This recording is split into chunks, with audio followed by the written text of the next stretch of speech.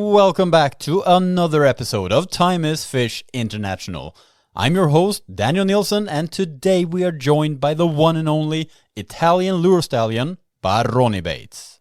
I have recently learned that interviewing Baroni is like swimming across a river with blocks of ice constantly bashing you at all times. It's difficult to keep a straight line, but I was laughing constantly and I really love where we ended up. Baroni is one of the most skilled lure anglers I have ever seen. And of course, we gotta talk about how he even got into fishing and lure building. We also talk about his obsession with fishing reels. And we also get to deep dive in a very interesting topic of heavily pressured waters and how to conquer them. We also get into a lot more stuff, but now it's time to skip the small talk and head straight into a fantastic conversation because we all know that time is fish.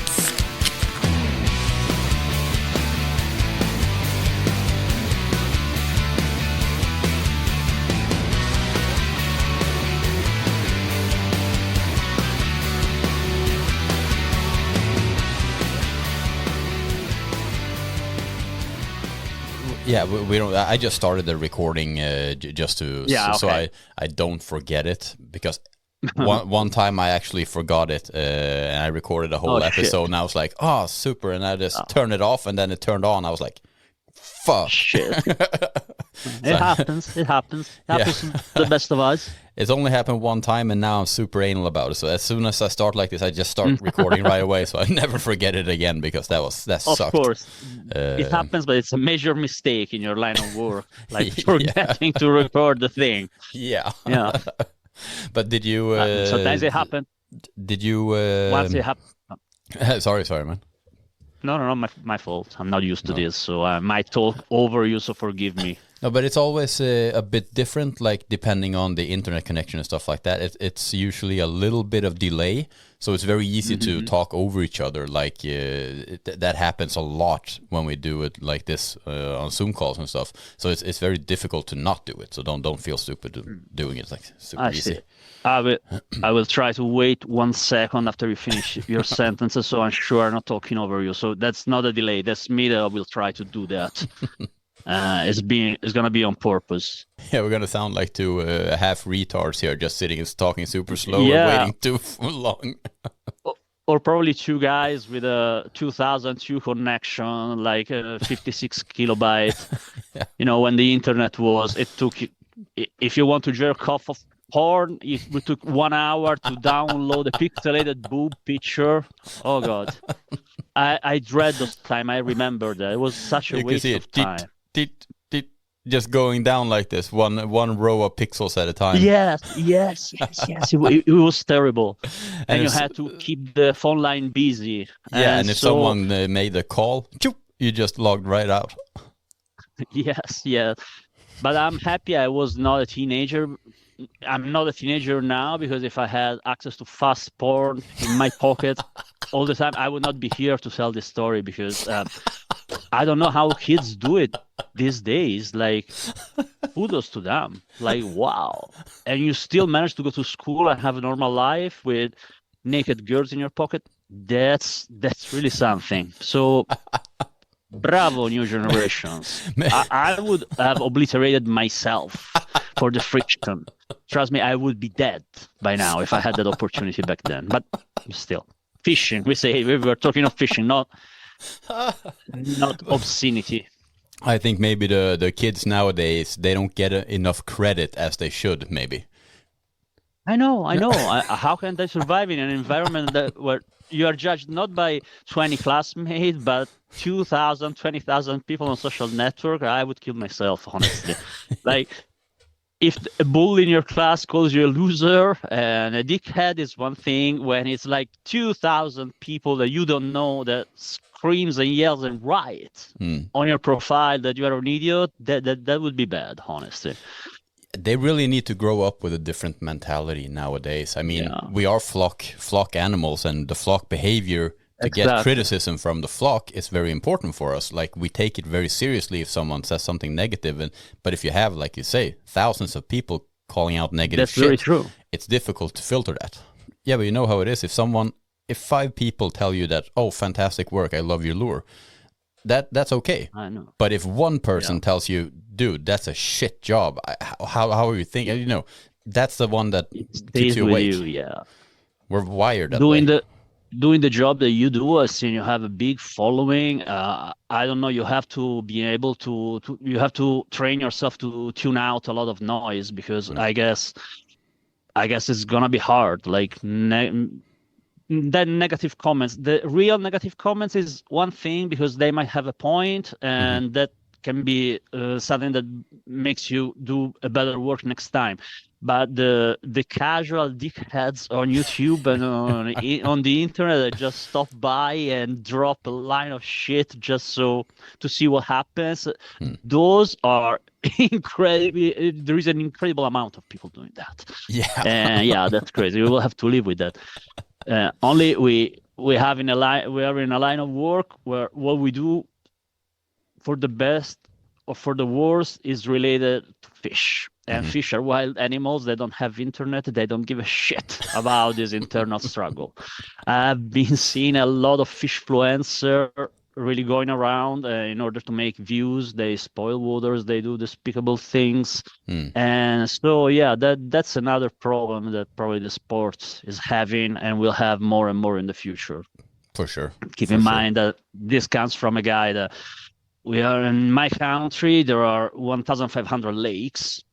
I think Sweden has 100,000. No, 150,000, something like that. It's a difference. And our population density is like tenfold yours. Like everybody who's fishing is fishing the same waters, and they tend to, especially if they make content for YouTube or even for Instagram, they go around with drones and everything. And some of these people, I love that they're good guys, but you see an incredible pressure on the waters. So I don't know why end up talking about this from climate change, but I don't know what I'm talking about. But please go on, do your job.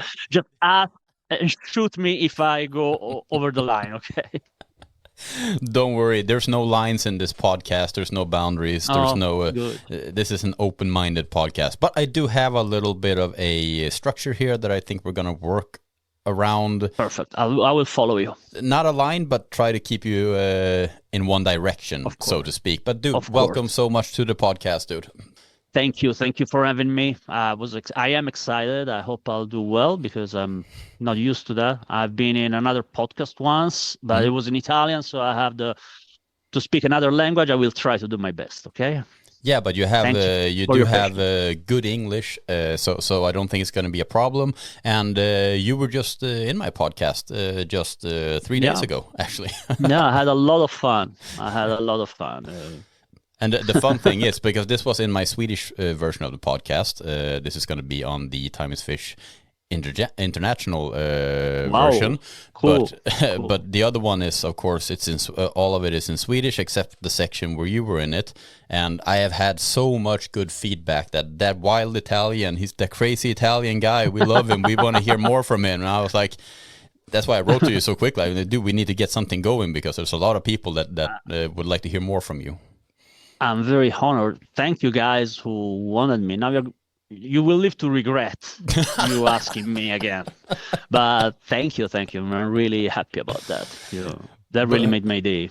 Yeah, but it's fun, because you're quite the character. You're very unusual. You're super skilled, and I mean it's people like you stand out, and of course, if you would be a douchebag, it would be just not fun. But I mean, you stand out, and you kind of a little bit provocative, but you still have a lot of humor, and you have talent, and so it's a good mix. I think I think you're more of a people pleaser than you think, maybe. I'm blushing right now. Thank you. After you say that, I'm open to doing sexual favor, because I'm really easy to buy. You give me some compliments and I'm so happy. Yeah, I will totally would be the kid that goes in the strange person van because they gave him a candy. So another miracle, I wasn't abused as a kid. So, but who knows?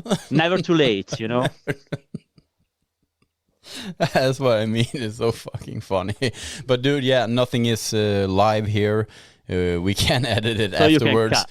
Yeah, perfect. I feel better now. So you see, you cut whatever. It's gonna be 5 minutes in the end. It's just gonna be just a 5-minute podcast. Hey, welcome to the show, and then be like, "Oh, nice for having. Yeah. It was nice to be here. Thank you. Goodbye." Like I have a full hard disk of footage, but 5 minutes. Yes. So Our own Epstein file. Like in 20 years, they're gonna be released. I'm gonna get arrested. It's gonna be the Baroni files. The Baroni file. Yes. That's super funny. Let's start here. I think that since I'm calling you Baroni here, that is your last name. Your name is Jean-Michel, or how do you say it? You're very, very close, Gian Michele, but really nobody Okay. calls me that. Yes. Nope. So you can go with Baroni. You can go, hey, you. Like, I really don't care. Yeah, but there is something strange here, because you call yourself on Instagram, you call yourself Suor Balordo. Oh, yeah, that. For So, us, okay, you need to explain that for us in Scandinavia, because I understood from Paolo that it's quite unique. Yes, it is, but it's kind of a joke. It came from Facebook. It doesn't translate at all in English. Okay. But I used to be called on Facebook as a joke, Suor Balordo Mannaro, which is it's funny and absurd in Italian, but Suor means sister, like in a nun. Yeah, yeah. So just that was funny, the idea that a male nun, which not a priest, but a nun. A Balordo is a person, a sketch person, probably some good for nothing, probably drug addict of a sketch guy. Okay. So just the idea of a male nun that is also does like small misbehaviors, has problem with the laws. It's already funny. And Mannaro is like a werewolf. So it was really strange, but it was an inside joke on Facebook that when I opened my Instagram in 2012, I believe, I just kept it like that because it was connected to my Facebook. Then Facebook, motherfuckers, they wanted us to actually log in with your old name. I had to send my ID card. Like, okay, that was a shock to me because I was writing obscenity, really bad stuff back then. And now all of a sudden they want my documents. I was like, okay, guys, I'm going to jail for this fucking internet joke. It was not that big yet. Now then we know that they changed the word. They made people vote for Brexit. But back then it was really a little bit more important than MySpace, you know. So it was just a joke. Then all of a sudden it was not. But the Instagram moniker stays there. And back then I had like 500 followers.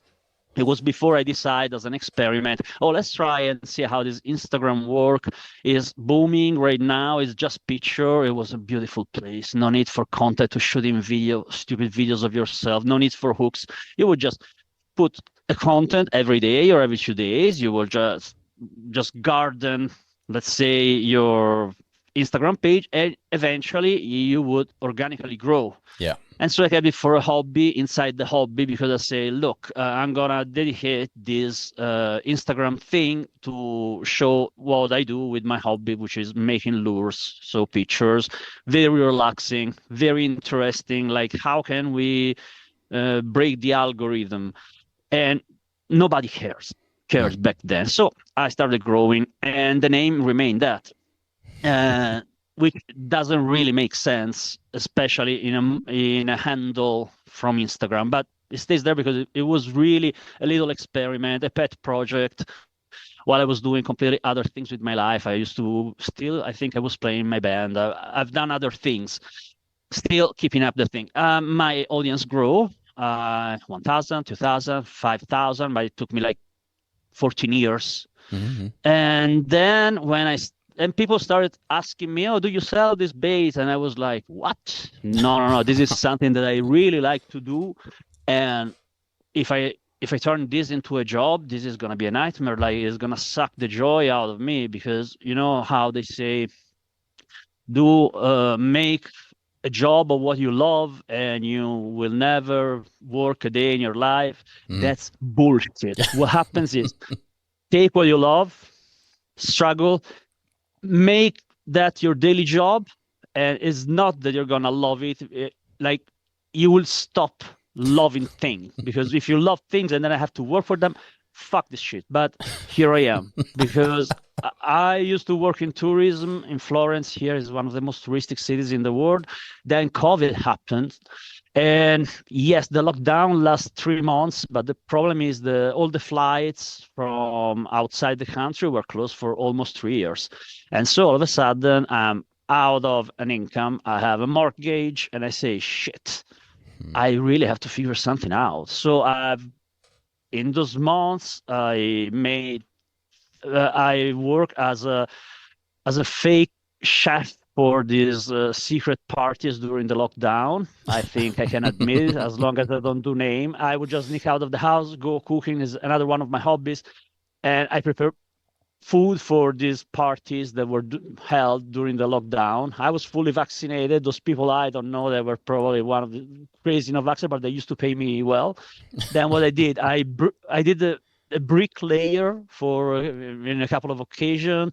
I've been a translator for a beauty products website, but eventually I had to accept to making lures for money, which is really prostitution, the way I was seeing back then. The point is that when you do it 8 hours a day and you have a carrot in front of your eye, which is the money to pay for your bills before they cut your electricity, you become much better and much faster. And that's nice, I have to say. Problem is, now I don't go fishing, because another thing that people don't tell you when you make your life all about fishing and things related to fishing, your daily job is now directly related on catching fish. You don't get to go fish anymore. Yeah. Isn't that ironic? It is. It's incredible. Yeah. I used to go 3 times a week for fishing, full days. Yeah. And back then, I became good at fishing for pike, even in a very pressure water like mine. No joke, I was one of that. I will count, I will sign or the moon phase, the weather, the degrees, the humidity, and write down every catch I made. I ended 2017, I got 90 pike, like in the net. 2018, I went to 94. It was good. I was constantly fishing. I learned a lot of things. And of course, I was still making baits, but baits that were very useful, very effective, but something that you could never sell to people because they were ugly as fuck. But that's another thing.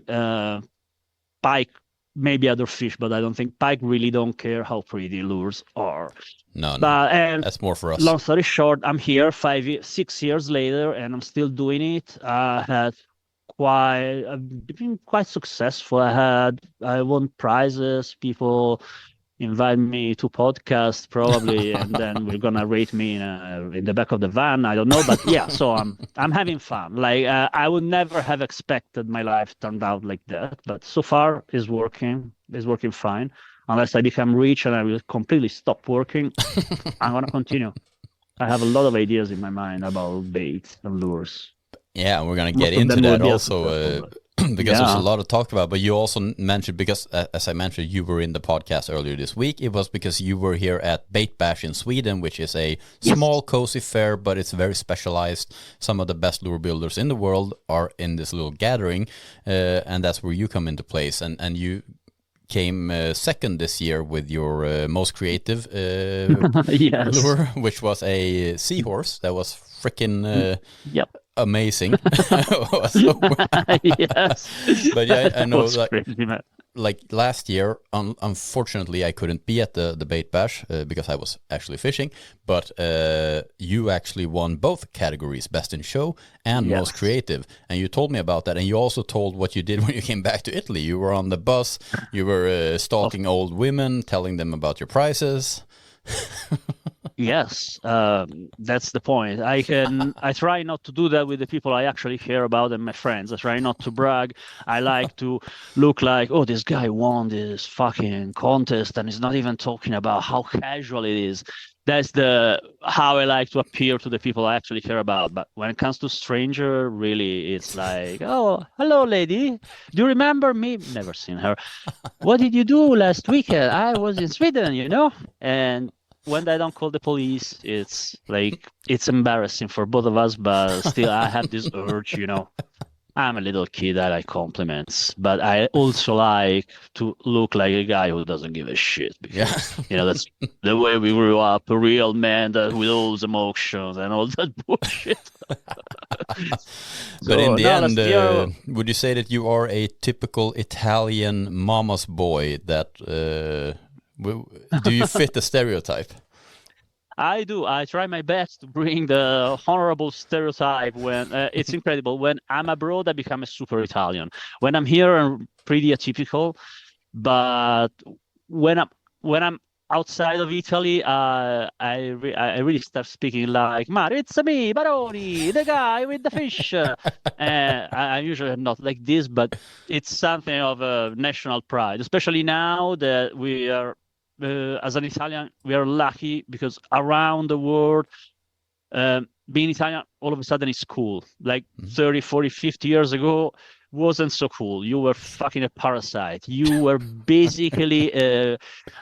sometimes I can feel it in Northern Europe that they still look at me in a certain way, but probably it's because I don't even look like that. I look like something from the Balkans that is gonna point a knife at them.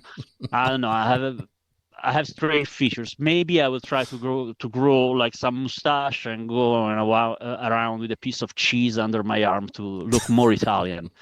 But yeah, I am a mama boy. Yeah, but just because yesterday I brought it to the hospital for a checkup. So yes, but stereotypes.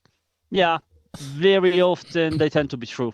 Not all of them, not to the degree that we think they are, but yeah, Italians abroad, we are loud, we don't speak English, and we just complain about the food, and in that I'm completely atypical as an Italian. Truth to be told, I really love food from outside my country. All food is amazing. And I'm not even hungry. I think I'm the only Italian that I go to Ireland, I go to the UK, and I love the food. The problem with my people, my people, is that they go around and they want to eat like they were at home. Yeah. And of course, they are gonna be fed overcooked pasta, oily, soggy condiments, and they deserve all of it. Because I've seen my connationals going to fucking China and going straight for the pizza. Are you fucking kidding me? You are in Asia. Eat the best cuisine in the world, the incredible amount of ingredients. They want pizza. You deserve to eat shit for $50. That's my point. So Italians, do better when you're abroad. Listen to Baroni. Italians are really much a little bit racist in that way. Oh yeah, because we have nothing. Because in this country, in this wretched country, we have nothing left. We had food for people who like football. I think we used to be good at football. Apparently, we are not even good at that. So food is that. Only food is changing. Everybody have their taste, and that's not true that the Italian food is the only good cuisine in the world. Good food is everywhere, but it's like old people that only have one thing left in their life and they cling to that for dear life, even when they're ridiculous. Like people complaining about a guy in Argentina putting cream on a carbonara. Why do you care? My brother in Christ, let the Argentinian guy put whatever they want on their pizza. It's not your problem. Go find a job. Like, why are you online at this time complaining about somebody else's food? With bad grammar in Italian, because these people cannot even. Oh God! Don't make me start. Then I become racist towards my own people. My people. But the truth is, I basically love Italian food, and I love Italy. I actually lived there for almost a year, and I just love going back. And I don't know why, but I have very few episodes on this international podcast so far. But I think 3 of them are with Italian. So it's like. Really? Yeah, very overrepresented culture in my podcast. People will start thinking that you have connection with the mafia. Be careful. Yeah, exactly. Now, also, you will have the Baroni files. It's going to be a shitload in 10 years from now. Dude, I'm going to call this episode the Baroni files. Yes. It's a fantastic name for the episode. That's true. That's Yeah. true. And also very, very in this time of history, I think it's a funny reminder of how fucked up everything is right now. But we're not going to go into that. This is a fishing podcast. This is we're not going to go into that right now. Yeah. So see, now it's me steering you away from your professionally constructed line and scheme for the podcast. Don't follow my lead. I will follow you, okay? Because we will end up talking about, I don't know, dogs or spaceships. I have no idea, but please. Dude, trying to interview you in a straight line is like crossing a river with big pieces of ice just coming at you all the time. You never know where you're gonna end up. You know where you can see the finish, but you can't get there in a straight line. That's a nice compliment. Yeah. Thank you.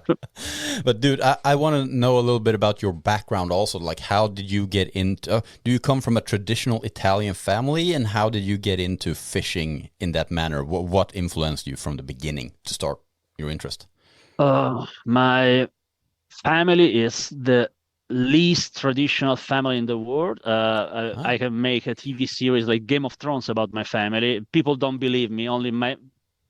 When my friends talk about, just to entertain other people about my family, those other people say, no, okay, you're making this shit up. Pause.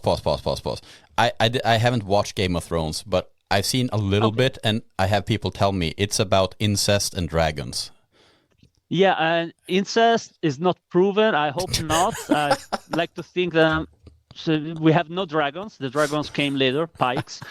No incest, but weird connection between people that turns out to be son and daughters of other people. Still almost legal. So there is no hillbilly style incest.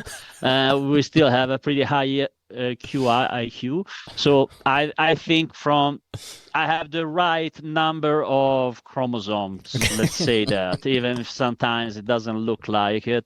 No, it's really complicated and not fish related. Okay. By the way, how I came up for fishing, it's I'm deeply convinced there is a gene. Mm-hmm. Because someday science will say Baroni was right, and I will come to your country again for another prize, a bigger one. I want a Nobel for this thing. But last time an Italian won a prize in Sweden, it didn't end well because there was like an atomic bomb built after that, if I remember correctly. But this time they say, oh yes, we find the fishing gene. Mm-hmm. That explains why for some people fishing is everything, is an obsession, and for people who don't have that thing in their head, fishing is the dumbest and most stupid thing. Mm-hmm. Have you ever seen a guy, especially not when you're kids, when adults that are midway with fishing, like, yeah, I go fishing every 3 times a year. It's fun, stay out in the cold for 12 hours, not catching shit. No, it's either you're obsessed or you're not. Mm-hmm. And to me, I didn't have fishermen in the family. It was since I was this little, before primary school, I was drawing fish and dinosaurs. And dinosaurs. There was no fishing culture in my family, but every time there was water, I would look for fish. It's something that you're born with. It's like being gay. I'm gay for fish. Like, it's not that you decide it. It's not the pressure around you, because I'm Italian. If it was a matter of peer pressure, I would love football. I hate fucking football. I find it boring. Following a fucking ball and 22 uneducated people that kick the ball. That's it. I feel like Planet of the Apes. Like, why these people are obsessed with this stupid thing? Normal people think the same of me when I say, no, I'm not gonna out and fuck these supermodels because I have to wake up at 4 to go to the lake and look for a fish that in the end I'm gonna release after using thousands of euros in gear and military-based technology to see them underwater. You eat them after that? No, it's shit. It's full of spines. I would just put it back. And people look at you like I look at them when they say that they're going to take a trip to see a football match in another continent. So to each his own, I believe. But it's something that it is in your mind. it's unjustifiable unless you have that trait. It's like being a serial killer. Like, try to explain, like, look, I like killing people. I like going out for fish. It makes no sense unless you have it. So I think it must be biology. It's a hardware thing. It's hard. It's not something you learn. Then yes, of course, you can cultivate. You have, if you're lucky enough to have your parents that bring you fishing. I didn't have parents bring me fishing, but I grew up in Florence. There is a river just flowing through. A river runs through that, like that movie, and it's always been full of fish. They used to host the World Championship for coarse fishing, and so I started there literally with basic things like a line and a hook. A trip that has been with me my entire life. I started at 10 to actually fish. And here I am. And it's an obsession. It's always been with me, that thing. And I believe it's the same for everybody. That is why in places like Bite Bash, which is, as I said last time, it's a unique place. It's something that you see people, adults with family, with real jobs, spending days and hours talking about these tiny things that other people would not understand. And it's like we say that it's like Comic-Con and what we call now the nerd culture, as it used to be until 20, 30 years ago, before the Big Bang Theory became a huge thing that kind of justified nerd is cool. Before that, you would be kicked in your face at school if you were a nerd, you know. And I don't think fishing will ever have is Big Bang Theory, because it is boring if you're not into that. If you're into that, it's not boring. You don't sleep at night by the idea of going fishing the next day. But we are strange people. We need to be checked, like our heads, really. But let's see. We are just lucky the people, the general opinion doesn't really consider fishing a thing, because if they would start treating fishermen like they are treating hunters, we will be done in 5 years. Like, it's unjustifiable if you think about what we do to fish.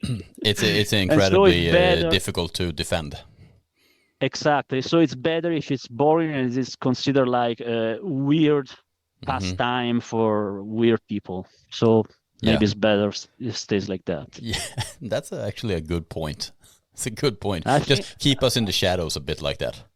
I think that a lot of time just imagine if what we usually do with fish, we do it with small mammals. Like, imagine go to an alley, put a sardine on a rope, cast it in the alley, and wait for a cat to bite it. Retrieve the cat, take a picture of the cat, remove the hook, back in the alley. We would be all in jail, I'm telling you, man. So let's keep this fishing thing quiet. Sooner or later, they will catch up. They will notice what we are actually doing. And then it's not just the Baroni file at that point. We are all going to go to jail. Sorry. But it's funny because... it is hard to justify, right? It's impossible. Actually impossible. So I get where you're going there. But this whole creative thing, you also mentioned now that when you were a kid, you were drawing fish and dinosaurs. Have you this creative thing? Has that always been with you? Now yes, that's another thing that I always done, and then at a certain point, especially when I became really interested in pikes, but even before, I just united the two things that I love, like doing crafty things with my hands. Most of the time, especially in the beginning, were really crappy, really shit, but you have to learn. Actually, I'm very lazy, so the reason why I really got into lure building, yes, it was, of course, the need to make something creative. Let's say, even if I hate the word creative, can mean everything to nothing. Creative can be Michelangelo with the Sistine Chapel, and creative can be a girl who dances on TikTok. So, okay, but just we know we're talking about. That's really two freaking opposites that you just mentioned right now. Yes, but I understand what you mean. But it's funny to see how your mind just completely goes from one end to the other spectrum very, very quickly. It's creative. It is. Both of these things are creative, but you know they're not the same thing. That's why I really don't like the term creative, because it can be done anything. to everything. Yeah. To anything, yes. And so I think the real spring that made me beat my laziness is that I was either fishing for two species: the Welsh catfish, the huge ones that were put in my river that destroyed everything. Every other fish disappeared in a matter of 5 years. Now I'm going to make a lot of enemies, because here in Italy there is a religion. A lot of people, they would never admit that Welsh catfish is an invasive, extremely dangerous species that cleans up everything, especially in an environment like the Italian one, where we have a shitload of subspecies of endemic species. We have the biggest biodiversity in this hemisphere. But apart from that, so I had this problem. I had this huge, strong fish that would feed under my house. Mm-hmm. The point is, we did not have the right lures, because these motherfuckers like to eat small stuff, 10 centimeter. The point, every commercial available lure of that size, they have weak hooks, because they're meant for largemouth bass, smaller fish. And so you have to get creative. Since you cannot fish from a boat in my river, you're stuck to the bank, and sometimes the best areas, the best line of currents were in the center of the river. You have to have a small bait with a very, very strong diving lip and very strong hooks and split rings, because those things would destroy anything, because they're big and heavy. And also they have to be the right sink rate. So the obvious decision is make them yourself. And so that was one thing that forced me, in the beginning, it forced me to do it. The other was pike, because pike fishing in Italy in 2003, 2004, has always been a traditional fishing, but the Italian way used to be spinning rod, nylon, so monofilament, and we cast, the self-soldering steel trays. Yeah. And it was mostly spinners this size, spoons, and some wobbler of this size. When we came into contact with let's say the Nordic way, jerk baits and everything, we have to source all of the rods and the reels from abroad. And for the rods, yes, okay, we have a couple of shops that will import St. Croix or other brands, but we didn't have that much of a choice. Then Fox from UK came along with these big rubber baits, big jerk baits, that we thought it was a new thing, but of course nothing is new. They already existed.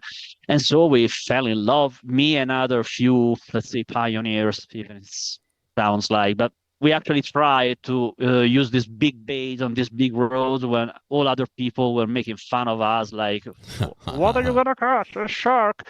And all of a sudden... That's funny, just pause, because that's something that's very universal, like the same thing in Sweden. When a person that's not very into fishing comes into a fishing shop and they see lures that are 20 centimeter and up, they will always go like, point at it and go like, what do you catch on those? Shark? Like that's the like, same joke everywhere. Yeah, it's funny that it's so similar also in Italy, that people just say the same thing. About creative people, why I don't like the term creative, because if you make a joke, you think you're creative. Yeah. Then it turns out that in the world, everybody makes always the same joke. We are really predictable animals. I wish pike were as predictable as we are as a fisherman. Yeah. And so we actually try to use this bait that we just assume, this is for the Americas, for muskies. And turns out they weren't just for foreign pikes. Using those big baits, huge pikes started coming out of the weirdest water. Pike that nobody thought they were there, but they were there, and they were just pelagic. They were living in the middle of a water column. That's an incredible period when we started to learn about these things, because the tradition, I have a lot of books. I collect books also in fishing. I have books from the 60s, from the 70s, from the 80s on lure fishing, Italian books. The mantra was pike, fall season, close to the river beds. And they always stay on the bottom, and so you have to cast, wait your lure to come to the bottom, and start a slow retrieve, which is literally the opposite that you have to do for pike. That probably is also due because back then there were not a lot of Esox lucius, the northern pike, but most of the pike population in Italy was the Italian cousin, the one with the beautiful weird colors, and they have actually a slightly different behavior because they adapted to warmer water, so they're less active, and they actually tend to spend a lot close to riverbeds. They don't stay pelagic and suspended in the water column as much as the northern cousin do. So it might be for that, but nonetheless, we started casting these baits and people would catch big pike. And then the craze started, but back then we didn't have a lot of resources. So the look of the pike fisherman back then was super big. The bass fisherman in Italy, people with actual bass boat, and they looked pretty ridiculous because they were in small canals with this incredibly big and expensive bass boat. And then you would see your boat of the pike fisher, which is usually a simple Canadian without all the special gear, only a fish finder. When they were they only had grayscale. It was before color. They looked like a Game Boy. Yeah, exactly. The Game Boy, just to look for the drop-off for eventually some school of fish. And all of our lures were either handmade in a very crude way very often because you didn't give a shit about the little details. You want a jerkbait or something that went there, that was able to be cast and do that kind of either gliding or pulling or diving, as we said last time. But the rubbers, we just had access to either somebody who was importing the first bulldog from the United States, and then we have Fox it was before Savage Gear. Savage Gear was still Pro Logic. Yeah. And Fox, they had the Replicant, another couple of big lures. The original Replicant, the one that came out in 2002, I believe, they were 250 grams rubbers in the shape of a trout that would go there and stay there because trolling was probably the best way to target the really big ones. And so we had limited resources and we had to become creative. This must have been also in the era of the jointed runt from Fox, right? Oh, yeah, exactly. Lovely bait. Yeah. Those jerkbaits were amazing. I caught a lot of fish. I still have several. They're completely scratched because they were made in wood. I have a huge collection of baits in my house. I would say huge, I mean huge. I think the last really original new concept was the chatterbait. I cannot think on anything that really uses a different physics principle to make something move in the water. That was the last original idea because all of the others, like now it's been a few years that in the United States everybody's crazy about rat bait. They call it wake baits. It's basically a floating wobbler, usually is jointed in 2 or more pieces, and the diving lip, instead of being 20 degrees, is completely flat. It's 90 degrees.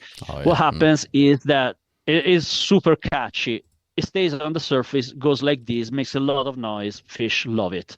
The point is, we used that trick when I was 11. I read it in one of my books of the Italian writer that would do that kind of thing. Heat gun or hair dryer. You take an old Rapala, floating version, can be jointed or the classic in one piece. You just go there on the polycarbonate diving lip until it gets soft enough so you can put it from here to here. We've been using that for decades. Now it's sold like a new concept, a new idea, but it's all stuff that exists. It's so hard to come up with a new concept. But fishing is always about the small things that once they're put together, they make a big difference. So no problem with that. And it's also the way of how you use it, because it could be an old concept, but you might adapt it to modern situations and you use it in a different way. Like the way people are fishing flukes now, kind of flukes, but you call them mid-strolling and stuff for bass, hover strolling. I mean, that kind of lure isn't really anything new. It's basically a pintail lure, but you fish it in a different way. So, I mean, the lure isn't new, but the way of fishing it is completely different from originally intended. But so it's interesting how stuff evolve and come back and is used for something different. That's true. Basically. You made me think about one thing. Vertical fishing has become huge in the last 7, 8, 9 years, like sharpshooting. It started with Zander. Then when the live technology became widespread, now everybody is fishing vertically in freshwater. I started doing that before, and I started using a little bit of background story. One of the best lures for pike I became a master of that, was the good old category of soft jerk baits. The soft jerk baits has always been used for bass fishing. Only there were a couple of brands that made really big version. The Lanker City made the finest fish, and the Slug Go. And they were just, for the guys who never seen that, is just a piece of plastisol in the shape of a fish. That it was a soft jerkbait. Very simple design. Very simple design, and let me tell you, it's lethal for pike. We would instead of doing the classic Texas rig, it works for bass, but Texas rig is really not for pike. You will never hook one unless you're very lucky. We started doing things. On the head of the lure, a single hook, of course, because you need something to attach. Then a stinger with a small treble hook, really something like this size. They go 2/3 to the length of the lure, and you just would put one of the point of the treble hook on a flank in a way that you will give a little bend to the body of the lure.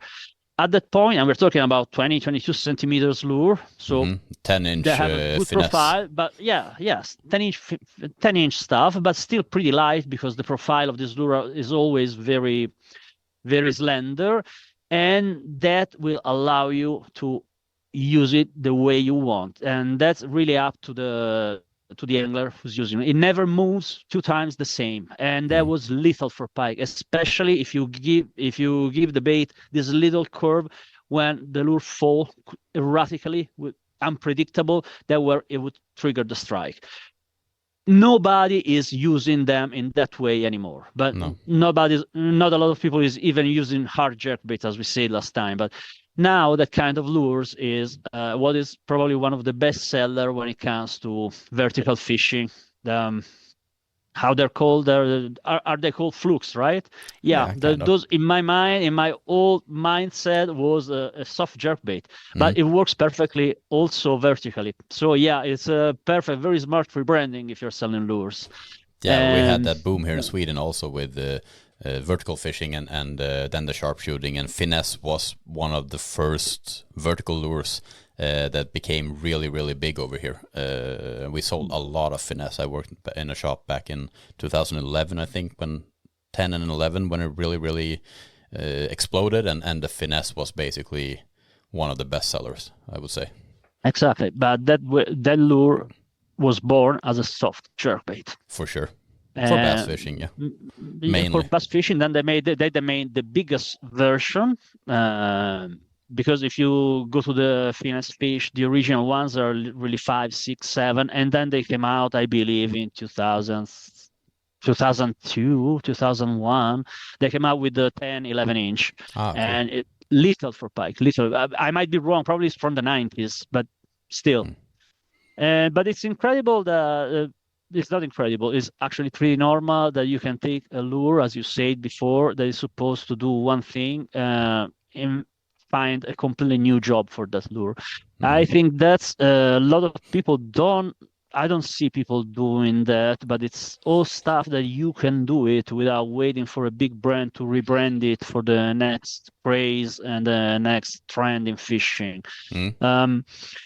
There was a time when I really got serious and obsessed with this kind of fishing, that I used to go to Ireland because a friend of mine was being a fishing guide there. He had a lodge. And what was the name of the lodge? The lodge was Pike Pride. Okay. Now he's in Finland. Yeah, no. We also went to Canada at some point, but it was the beauty of it. It was just experimenting with crazy shit, and also those other guy, a friend of mine, I have a proper lodge in Ireland. The guys at Black Bay, Oh yeah, Tonic. yeah. Yeah, he also went there very often. We had a lot of experiments.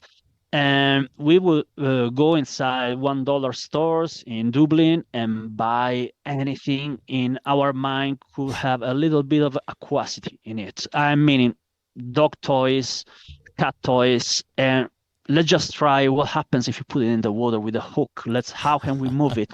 And of course, 9 times out of 10, that didn't work. But sometimes we find out crazy stuff, crazy way of catching pike. We learned so much about this fish, just throwing at that something different, the usual. And keep in mind that in 2003 in Ireland, all of the Irish people that I ran into while fishing, they were using spoons, like a copper or gold spoon, and they would fish with that. Those fish would. It's a difficult place, Ireland, to catch fish. It's not that easy because for some reason those fish are motherfuckers. And I have baits here that I still keep because it's a reminder of always try what other people are not doing. And for example, and this is not my idea, this is this guy, Ciao Stefano, the Pike Pride guy. He began with a jig head, but only you need a light jig head. So you take your normal 10-15 grams single hook jig head and you will shave with pliers half of the lead on the head. Then those tinsel that you used to put on Christmas tree to decorate them. Yeah, you can buy them by the dozen. They're this long. Perfect for making pike flies. Exactly, but the bigger version, like they're super cheap. For $1 you buy like one 1 meter of those. And he just started to make they're basically pike flies, but if you see that, it's ugly as fuck.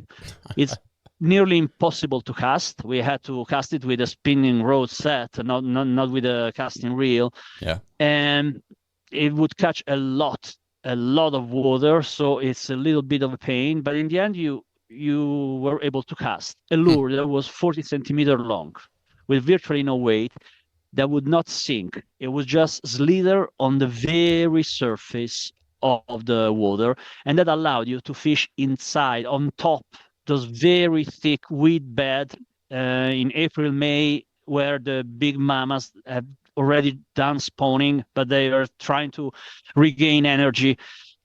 And that would allow you to keep this lure for minutes there, just making them pulsating on the surface. You have no idea the pike that came out of the thing.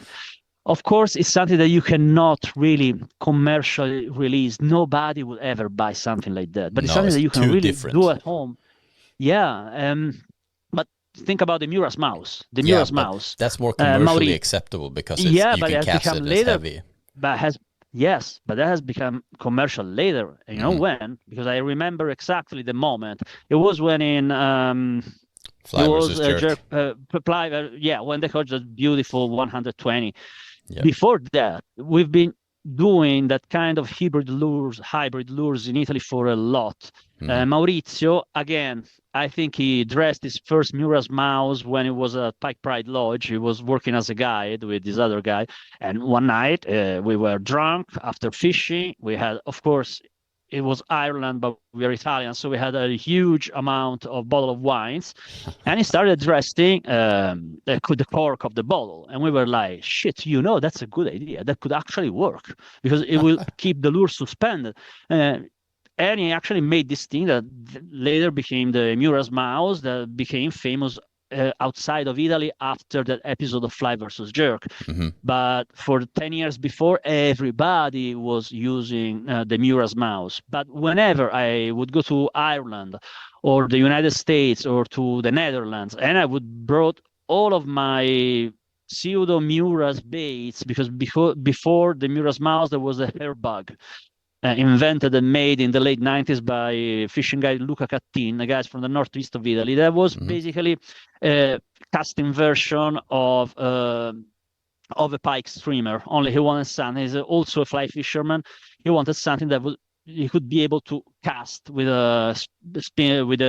casting gear. So basically, he put these two lead balls, 5, 10, 15 grams each, dressed in over a single hook, 9-0 Gamakatsu, I believe, a lot of bucktail, and then a single or double tail he poured personally. And that was something that was never seen before. We're talking 97, 98, and it fucking catch pikes. It was slightly smaller than a regular bulldog, maybe 2 centimeters more. And it was really something that started a lot of things, at least in Italy, but it took a while. Every time I would go outside of Italy with these weird baits, the other fishermen from other countries were looking at me like, what is this? Are you sure this won't work? They never really catch outside of Italy until Fly versus Jerk. And so I lost the reason why I told you that, but like experiment new stuff, guys. Experiment. But this is interesting to talk about, because when we talked about, you said that it's difficult to invent new lures and stuff. I mean, the mouse is probably one of the most new and fresh ideas that we have up here in Scandinavia since Fly versus Jerk, since Pierre caught that huge pike in the final episode. Of course, it just made a big boom for the whole thing. But I know that a lot of people that went to fish with Pierre in Ireland, they actually used the Mura's mouse the years before, and they were all talking about it, but it never got any publicity really, and Fly versus Jerk was what needed to be done. But the thing is, now it's created a big boom, and a lot of people are using it.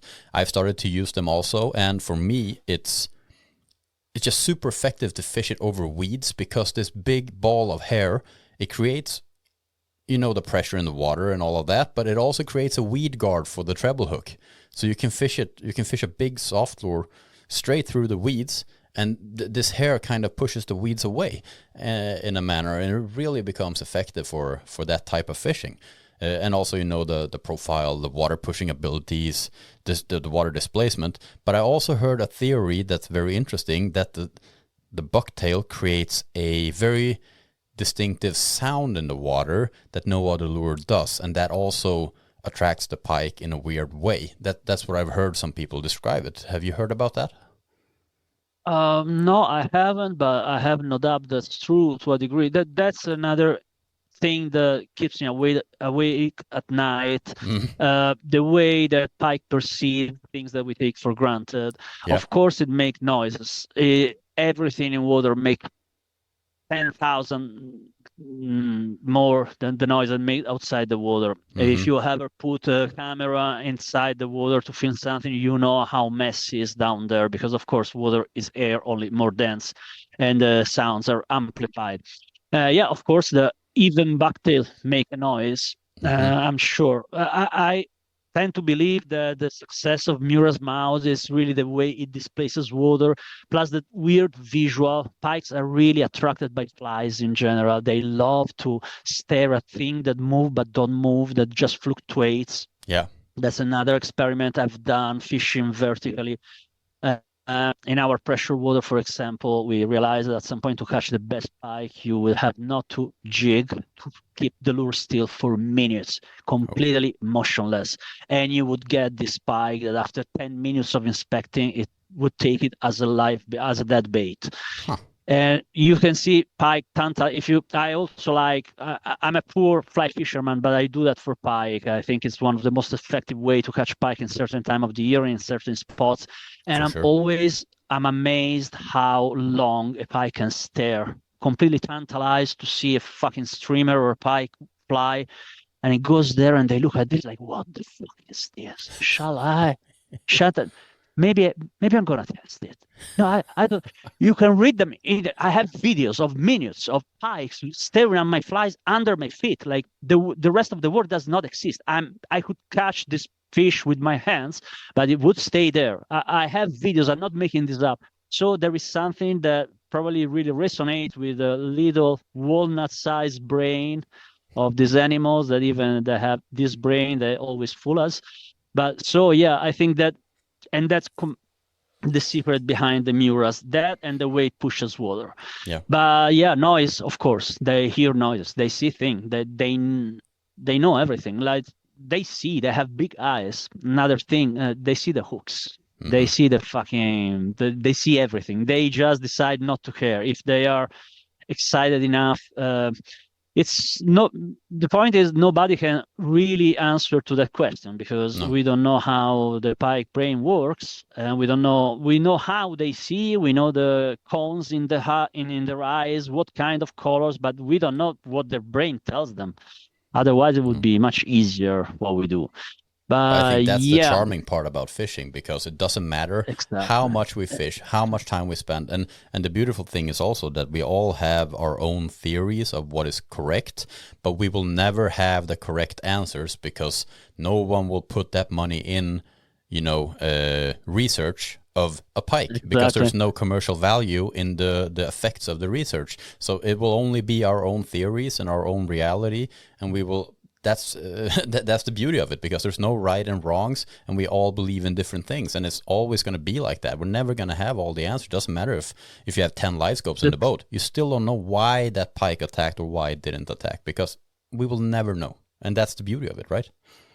I completely agree with you. What I liked about difficult fishing, like pike fishing, because here, at least, also all over the world, going after that giant elusive pike is probably the top thing you can do in freshwater fishing.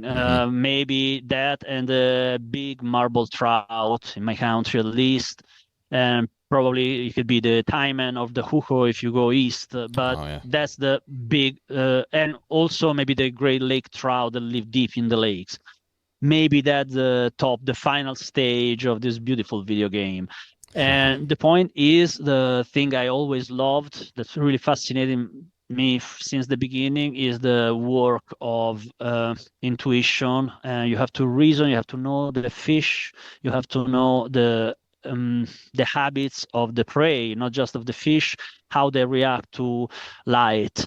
You have to look for studies, or what's the exact effect that water temperature, percentage of oxygen in the water, just to understand where can that big female be. What is the way the yearly or monthly she moves around the lake? Where can I find it?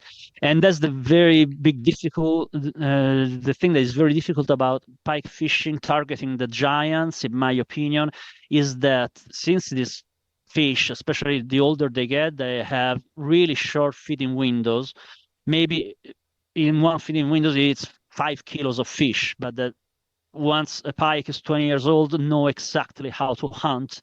It doesn't stay hungry for very long. So you really have to understand where can I find it? Am I right? Am I wrong? So you have to do your mental work. You have to come up with your theory based, of course, on your previous experience, based on the scientific fact that for example, I know that a 1 meter 30 pike, it will never stay on the surface when the water is 30 degrees. Of course, it's going to be somewhere deep when there is some underwater corals where the thermocline is going to probably go around some ledges. And then the moment you have your theory, to prove your theory, and now it's different because now we have live scope, you can actually see the fucking fish. But before that, it was just a guessing game. It was not an easy task, catch the over 125 pike. No. Great fishermen that would just say, look, the storm is coming, the pressure is going down, let's run on the lake. Even if it takes me 2 hours to go there and prepare the book and 2 hours to come back, and I have a 30-minute window, people would do it just to have a chance to pass with the lures at that moment in the plateau that they've been studying for months, and then wrote everything down. You don't know if you're doing something wrong, and that's why you didn't catch the pike, or you were doing everything perfectly, only the pike was not in a feeding mode.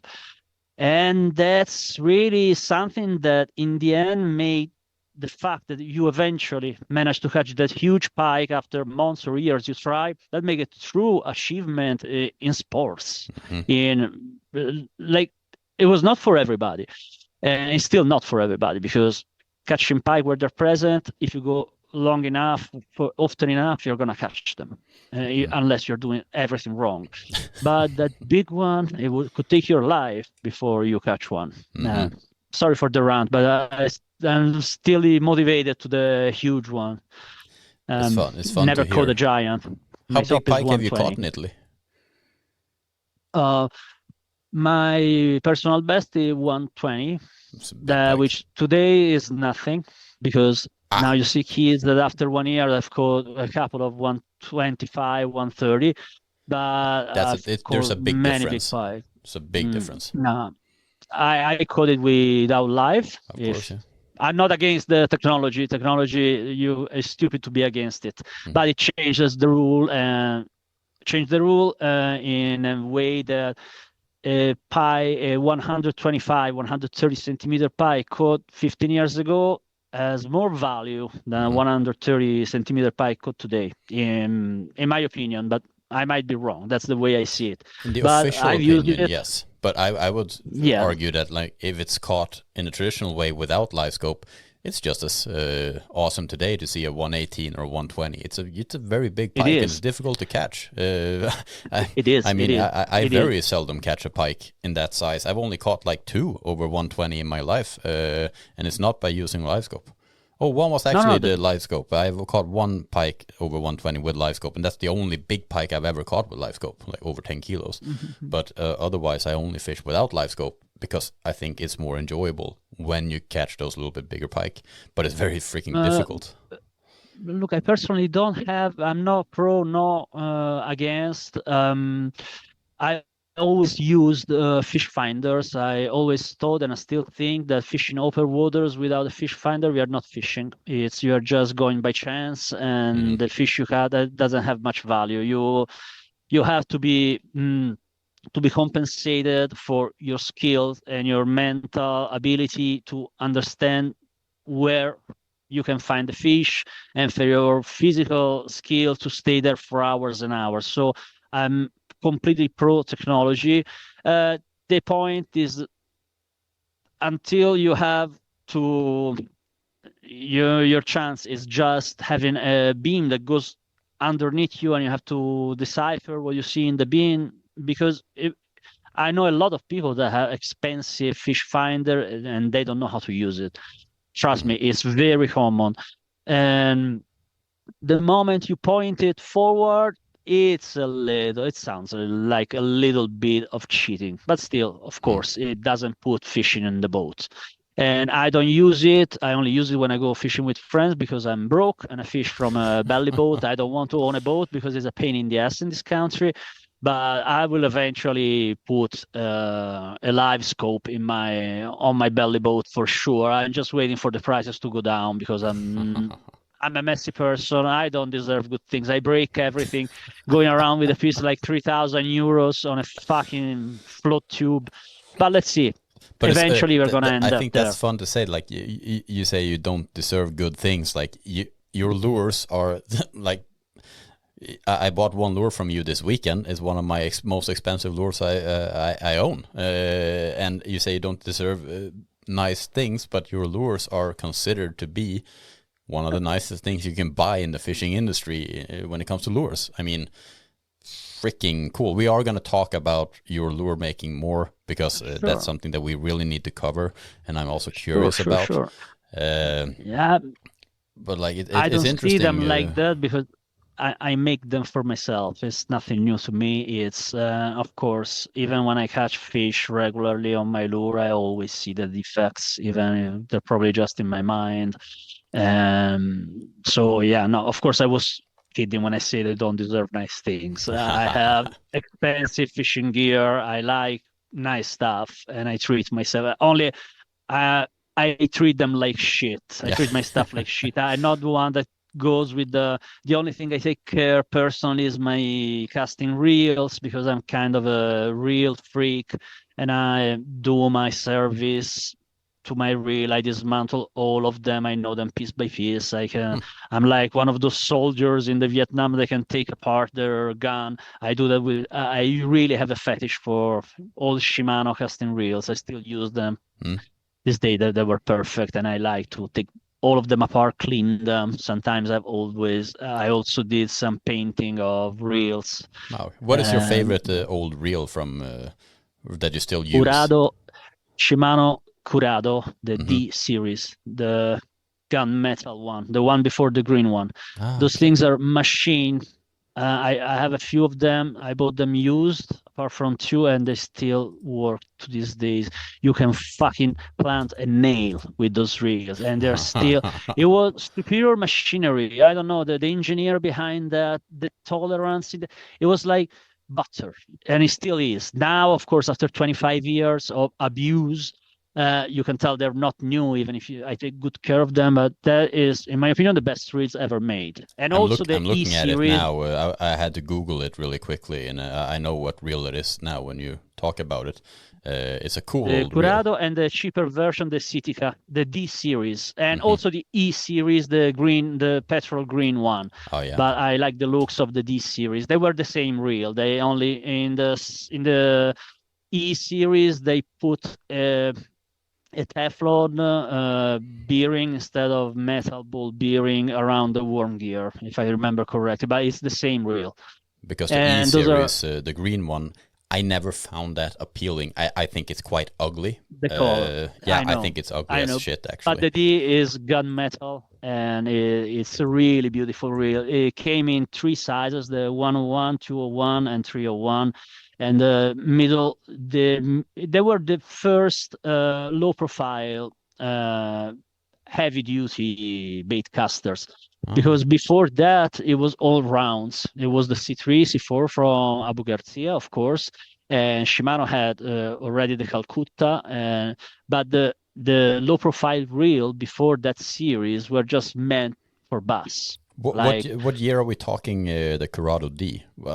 I think the Curado D went out of production in 2004.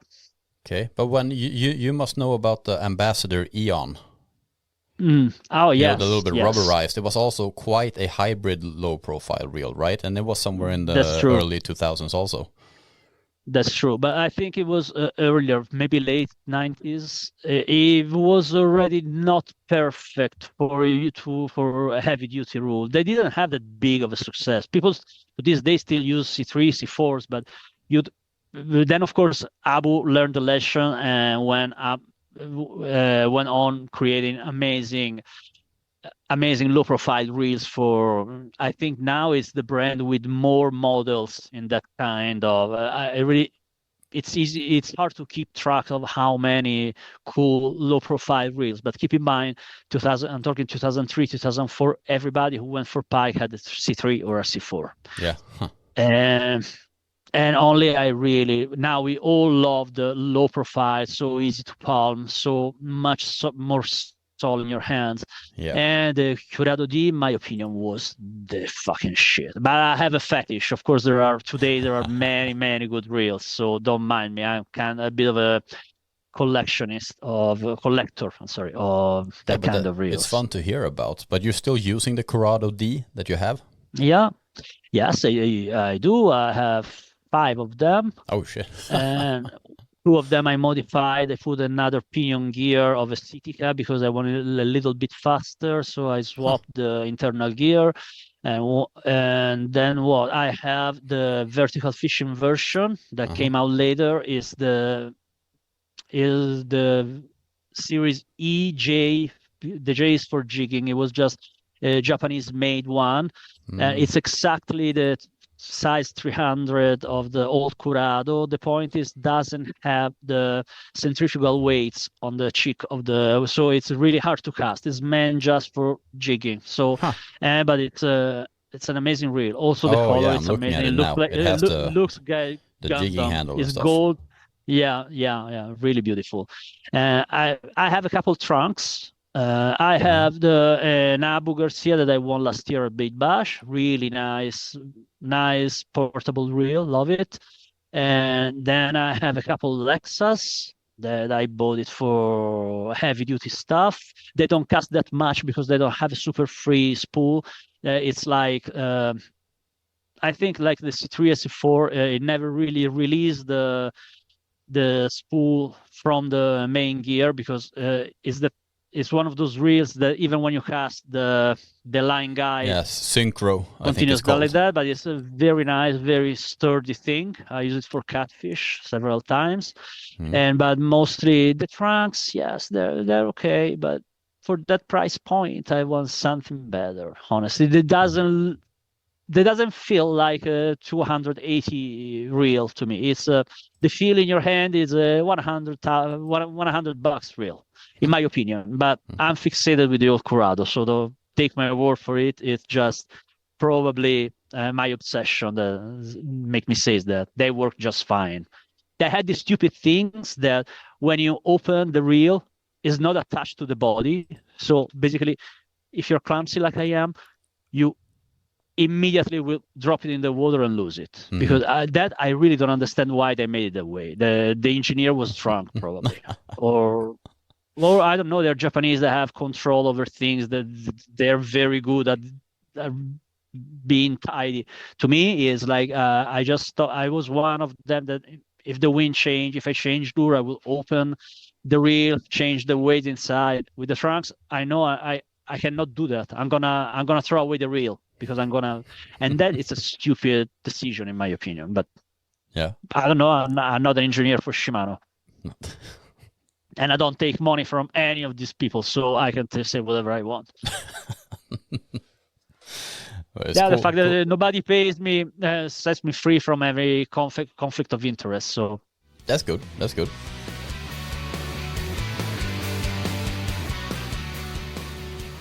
But you were talking a little bit about it before, and that's something that's quite interesting, I would say, like pressured waters. We're seeing that more in Scandinavia, even though we have a lot of lakes here. Of course, some lakes are submitted more to high pressure, and this is something that, I mean, in Italy, you're seeing very high pressure.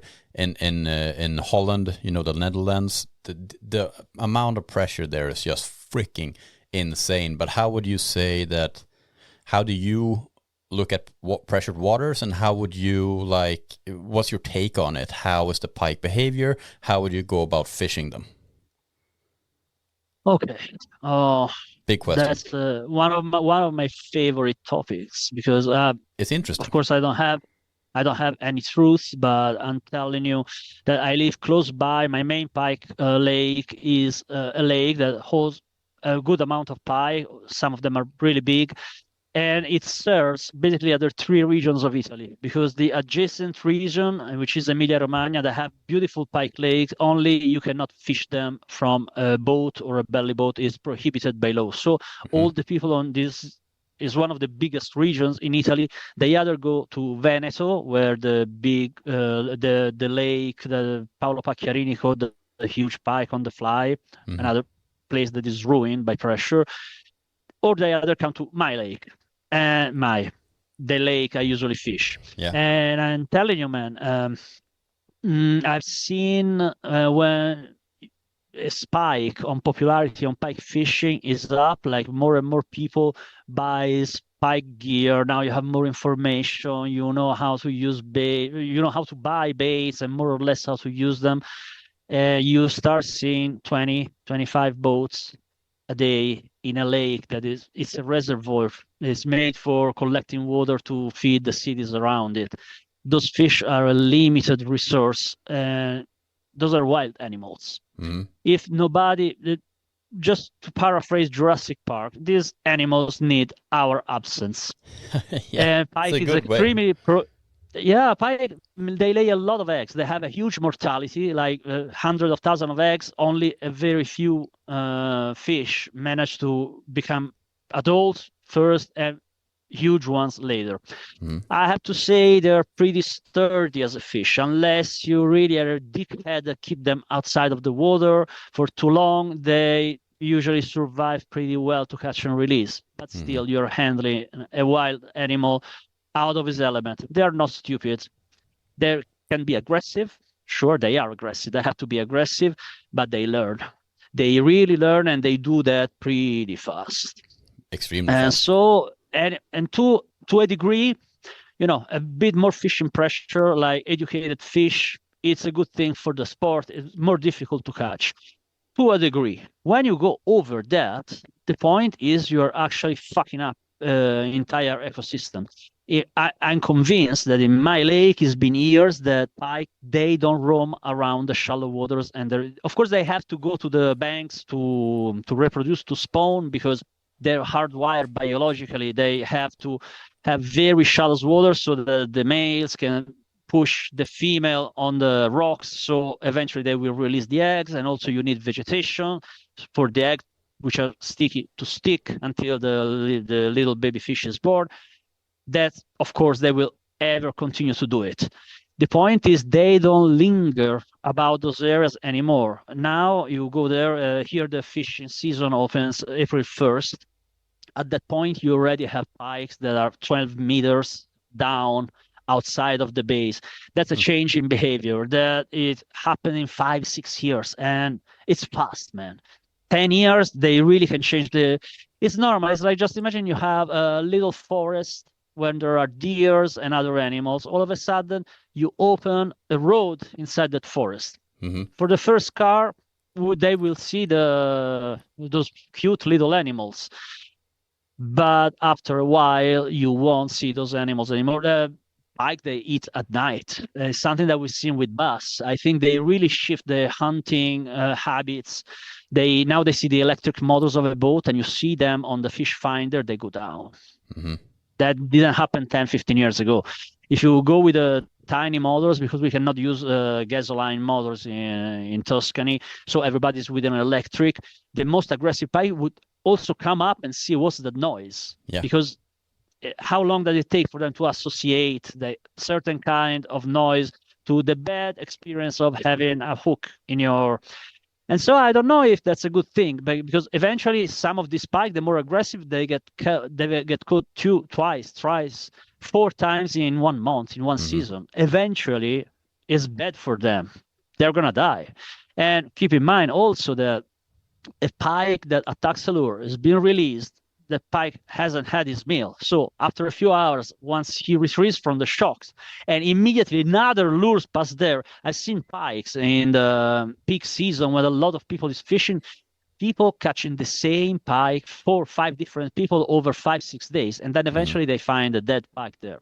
There's no solution. Like, let's try not to make these spots public, but I don't see it happens in the past, but what happens is after a while, nobody is able to catch a single fish, so they stop going there, and they naturally let for a few years that single water, they put it to rest. And after 5, 6, 7 years, the pike gain more confidence and they renaturalize their behavior.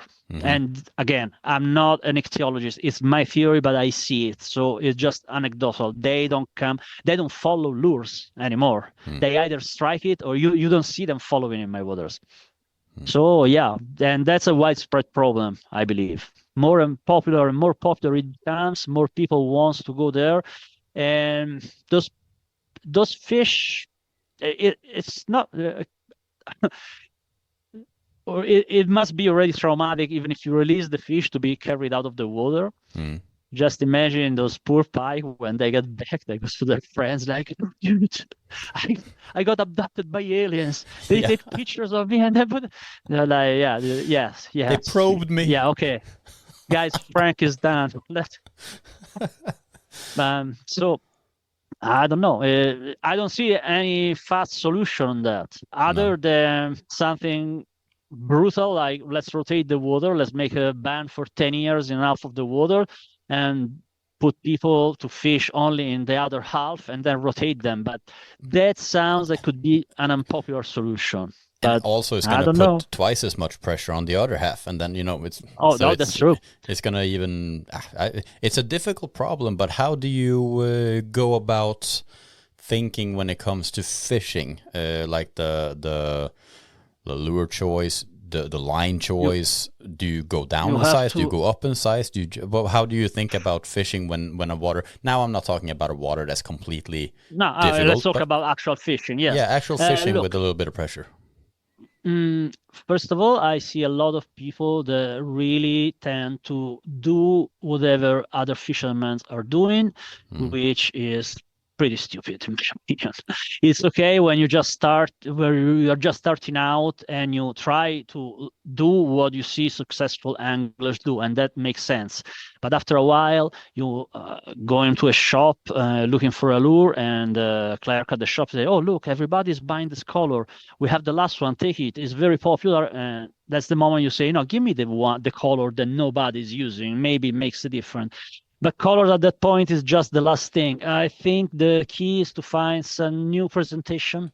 Well, I had success in pressure water, for example. I was telling you, when I casually learned that a lure that is completely still, it was the trigger to make those fish that already have seen the jigging thing. By when I started making vertical fishing on a normal fish finder, that was a key, because those pikes were used to either trolling or normal retrieve. So straight retrieves, they were not used, they were not ready to vertical presentation. And for 2 seasons at least, that was incredibly effective. Doing this, you were able to catch fish where all the other people that were casting were not able to, because that allows you to stay on the fish, to bring the fish out of this underwater bush or structure, and you can stay on there. It's easier done on a belly boat than a boat, because you have much more control. Then after 2 years, they learned the trick, and I discovered by chance that I was on the belly boat. I was tired. My rod was in my hands, but I was watching a YouTube video, and all of a sudden I got a pike. Like, what the fuck? Oh, I got so lucky. Then it happens again. Then it happened the third time, and they were all big pike in spots that I've been fishing for hours, because I fucking know there was a good spot. Yeah. And so this pattern emerged. Like, leave it fucking there. And that worked for another 1.5 years or so. One of my buddies, the product designer of Molix, we shared the same lake, even if he lives in another city. And is this Andreas? We started Andrea, yeah. Yes, Andrea Melloni. He started because he was developing these baits for Molix, and he started just putting a rod rest on the rest of the boat while we were normally casting and fishing, and that rod rest keeping these big rubber baits completely still, exactly on where the thermocline was. We will check the thermocline with the fish finder when the water becomes more dense. Every fishing trip was 2-3 extra pike, simply like that, because they were not expected to eat the bait. They probably, and I've seen that doing this on the fish finder screen, pike would, after a while, would come up, see the lure, and if you try to move the lure, they just go away. If this bait stands still, even for minutes, for long enough, they decide to go timidly to bite it. That's pressure. That's given to the fucking pressure that they felt too many times for a moving lure. And another thing that nobody does, but is very effective, even if it's not super easy to pull off with every lure, think about a lure that everybody is presenting on a given situation, like shallow rivers close to the surface. Reverse it and bring that same very lure deep down when they are deep down, or the opposite. Try to remove the weight from a lure that is supposed to fish deep and use it in shallow water. That can really make a difference on pike that has seen everything. Like we were writing about the use of big glide baits and make them sink, man. I sent you pictures of those 2 pikes that I caught last time I went fishing, and those 2 fish that were feeding on whitefish 12 to 9 meters down, really mobile fish, but they would only fish on that. You had to cast the lure. I used to cast, eat a tangerine, And after 3 minutes, the bay was 12 meters down. Yeah. And eventually, yeah, I managed to hook 2 nice pike. They never had seen a surface lure deep down there. And that can be key to go there. And most of that experiment, do strange stuff. Go small, because sometimes the first thing that this pike used to do, in my experience, when the water starts to become very, very pressure, is they go smaller and smaller until they really only feed on fry, which again, you understand, is not good for them. A 1 meter pike caught on a metal jig for pike, that happens all the time in pressure water. So yeah, you can go down in size. With the fact that you have to downsize all of your gear, and then if you catch a big fish, it's bad for the fish to stay too much on the line, but that can be done. But eventually they will understand too. There's a lot of largemouth bass in my lake, and a lot of pikes are ruined because they tend to eat smaller lure for bass than people that don't even use some metal trace at the end, and they cut the line, and very often they die with a small bait in their throat.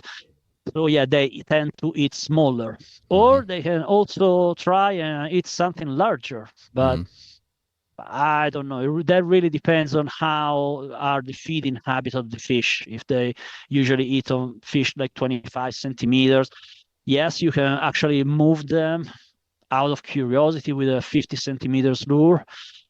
May or may not. That really depends on the single water and what are they eating. But I would say try new stuff. First of all, find where the fish is. Once you know for certain that they are, I don't know, on the first drop off 3, 4, 5 meters down, try to show this pike something that they haven't seen before, at least not in that position. Try new colors. Try, I don't know, there are so many little modifications that can make a difference enough to make them buy it, but it's mostly the presentation, man. I would say we tend to think inside of the box, like try some trout lure, trying some lure that usually you would use for sea fishing. I don't know. Once I bought a fake octopus, no, a fake calamari, fake squid that is meant for trolling. I fished it for pike. It fucking caught fish. Pike don't know. Pike don't care. So yeah, you have to keep an open mind, to be very patient, because pressure waters are bitches. And also, if you can, fish at night. Fish at night, because they tend to, when they are really bothered by a lot of people during daytime, most of them, they decide to go out at night. They are very effective hunters. They have big eyes, and especially if there is a full moon or so, that could be a solution. Then eventually you will fuck up your opportunity if you insist fishing them at night. They will learn, but of course sooner or later they have to eat. Or if nobody is fly fishing, try fly fishing.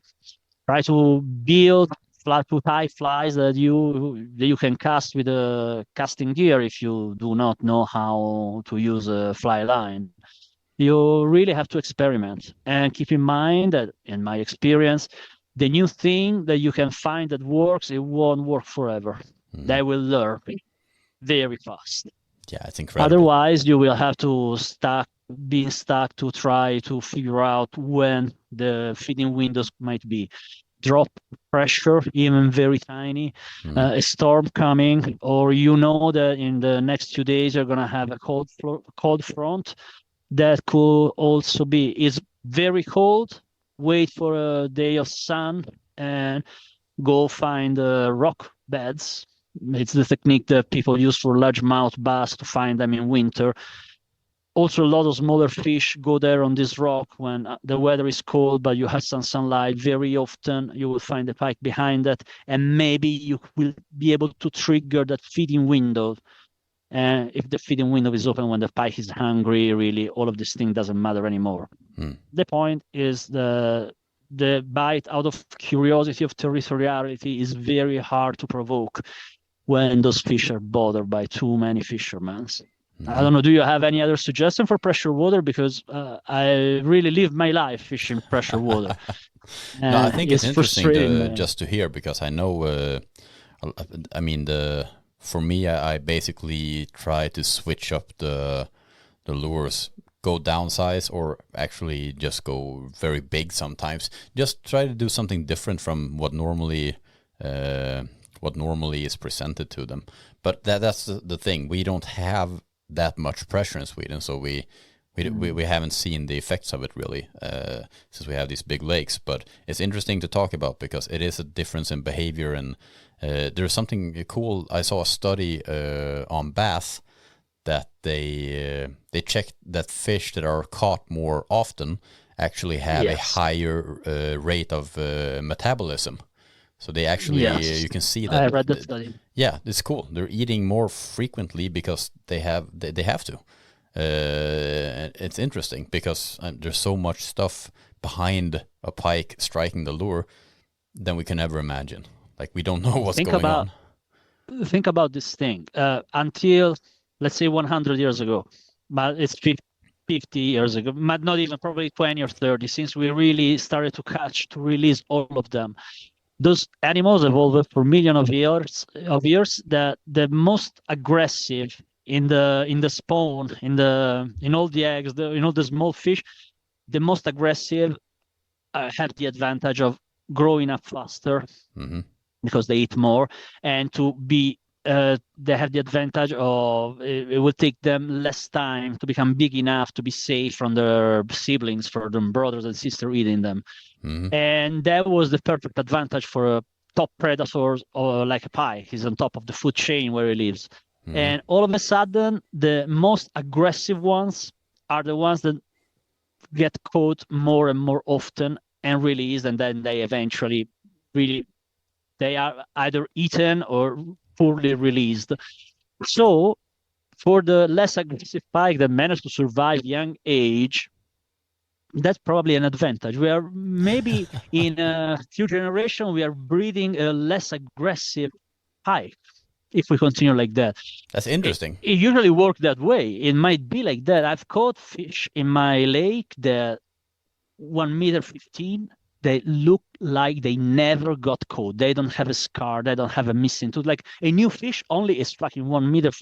Like, it's not a young. And some of them we caught and recatch. That study, I think, is the same study about bass, that they emptied this little pond, and then in the end, after tagging the fish, turns out that all the fish caught were always the same 10, 12 individuals. The other were never caught. It's interesting. And that's, it's very interesting. We end up catching the same.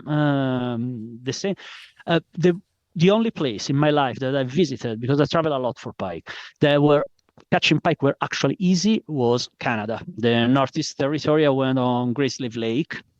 Crazy shit, man. It's just unbelievable. I heard stories. I'm talking 2010. They say now that things have changed.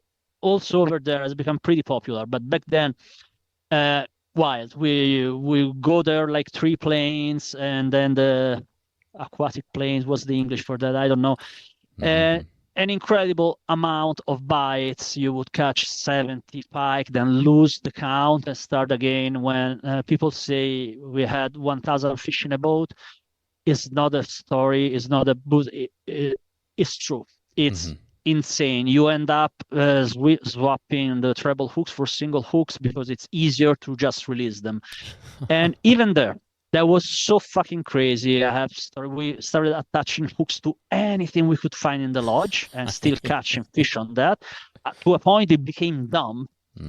But even there, all of a sudden, they would stop fighting for 2 hours, 3 hours. So they have this refractory state even there. And we're talking a lot of pike just out of spawning, so hungry as fuck, who have never seen a human or a lure. They would just stay under your feet and look at you like, what? You were not like a threat to them because never seen one. You're in the middle of Canada, just imagine. But even there, all of a sudden, they would stop all at the same time, all of them, and they would start again, like it was a switch. And that's still, it's crazy to me. What the fuck happened? Was it the pressure, something in the water? Why all of them? And that was the behavior of a pike who have never been touched. That's how they behave in nature, extremely aggressive, a real haste to come before their siblings. It was hard to catch very big pikes, even if we caught some, because the smaller ones, and smaller I'm talking 60 to 90 centimeters, were first on the bait. It kind of ruined pike fishing for me for a while. It was so easy. But even there, all of a sudden they stop. Why? I don't know. As you said, I don't think anybody is going to invest money to understand this behavior, but it's really a switch. Why? Magic. Yeah. Incredible. But isn't that something also, I saw it very pronounced when it came to sander fishing, that like when they can switch on and off a certain time, because we were out ice fishing for them a lot when I was younger, and we had like maybe we're 2 people, 6 rods, and we started, there was one winter we were like, okay, we're gonna actually put a lot of time into the sander fishing from the ice. So we started going out early in the mornings, all Saturday, all Sunday, every weekend. But we eventually learned quite quickly that it was the same 15 minutes every freaking day that they were biting. It was like clockwork. So we stopped going out in the morning. We could just go out. I don't remember exactly. It was around like maybe 2 or 3 in the afternoon when they had the feeding period. So we just went out. So we had all the rods out a half an hour before that. So we were just ready. The situation was quiet, nice. We poured up a coffee. It was like we looked at the watch and we were like, okay, it should be, oh, there's the first rod, poof, and then, oh, there's the second one, there's the third one, and then nothing happened, and then the darkness came. So it was like how, and it's the same thing with trolling in the summertime when people have those comm radios in the boats, the VHS. What's the name? VHF. Yeah, the radio you have in the boat. Yeah. And you could hear them at night, like when one boat caught a sander, it was like, okay, we have a fish on, and then we have a fish on, we have a fish. It was like all the boats at the same time. How can they, what is causing this punctuality in time? It's like they have a chat group, like, okay, everyone, let's eat now. And then they eat for 15 minutes and then it's over. It's strange. There's another thing that sometimes it seems to be something that happens.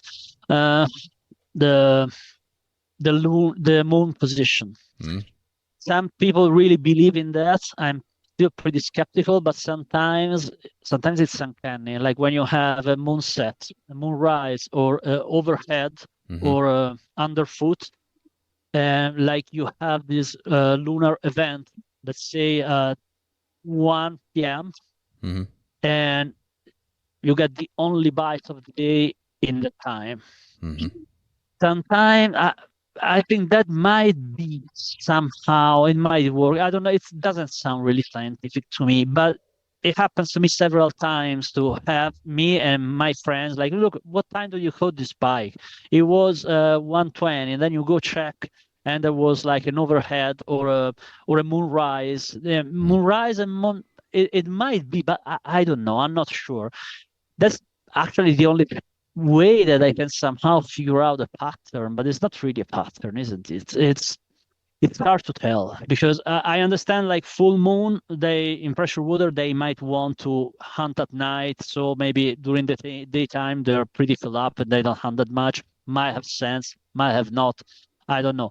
But the point is with pike, now you tell me also with zander, it is strange. For trouts, for catfish in the river, you say where to go because the water, the color of the water, the level rising or lowering, a big trout is more likely to go hunting in a river after the rains because the water is a little bit muddy and it's easier for them to fool the prey. Also because when the river is strong, the little fish tend to stay on the side, and it's really easy for big predators to corner them and to push them and to eat them. When it comes to these things, these fucking pikes, and now zander, how does this work? Why all together? The moon thing can be. I have friends which I really I really respect as fishermen. They really believe in that. And I have to say, sometimes it happens to me to see this in action. I used to check the lunar calendar to see, okay, what time is going to be the overhead and the or the zenith of the moon, or when is the moon rise, or so there's that. I don't know, but sometimes you go with the barometer and you see that the only bite you have it when it goes down the atmospheric pressure, even of just a tick. And that, especially when it's high pressure, so in stable weather, it tends to happen at the same time during the day. That might be another thing that would make more sense, because atmospheric pressure can have a role in an animal that inside his body has an air sac, an air bladder. So they might be, we know they're sensitive to pressure that moves, especially sander, to go around. Exactly. So that might be it. Who knows? Yeah, but I think the lunar that you said about the moon having its ups and downs several times a day, and that's something that you normally don't really recognize so much with your eyes during the day, that you have the moon coming up and stuff. Like, I've heard people talk about that before also, despite the full moon, but just having the moon rise and the moon set is something that occurs a couple of times a day, which I think is neglected, because that could actually be a trigger for them. But then also, as you said, like the full moon, I'm a believer that it really fucks up stuff and makes it more difficult. But in my opinion, a lot of the big predators get active around the full moon. And same, you look at deers and animals on the side of the road and stuff. You see them, at least here in Sweden, they're everywhere around the full moon. Like, it's so dangerous to drive the car. There's deers and elks and stuff everywhere. Isn't that because of the full moon you are able to see them? No, Maybe, but they're also they are more active. Mm. There's much more animals out running around. But it's probably just because if there is full moon, they are more active at night because they can see better. It might be there. I don't think it's an attraction thing, because otherwise we would see them in tides, and in freshwater you don't have tides. Actually, the tides are very minimal in this part of the world. Yes, very small, but it's hard to tell if it's actually effective, if it actually has some kind of influence on their behavior. The point is always try to make sense of things without falling in legends, because when you start with the moon, I know people that thinks that mushroom comes out with the moon, which is, of course, is bullshit. So it's hard to tell. But I've seen with my eyes having bites at moonset when nothing moved, and people at the same time, different parts of the lakes, having the only bites in that period. They do that. We have just to figure out why. The rest is all theory. How do you prove that? And also, but as long as you have something to believe it, to make you more focused and concentrated over a certain time, in the end is a good thing for you as a fisherman, because it might or might not work, but having you looking forward and keep yourself concentrated for 1 extra hour or 2 extra hours, because in the end fishing for predators is like that. Like, you have to be more patient than usual. For sure. How many times you're like, they fuck this thing, no, I'm going home. I'm going home, and then you don't go, and then at the last moment you have that bite, but since you're tired and distracted, you miss the bite, and then at the point you go home and beat up your family, probably. That's how you do it.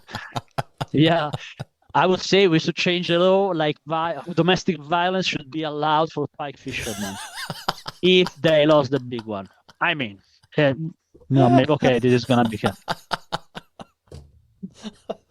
you're like, oh, and then you write on your social network, I miss this big fish, but it's part of the game. It's what makes us different from the other. We got there for one bite because we're real men. This bullshit that you come home and you're violent with the kids.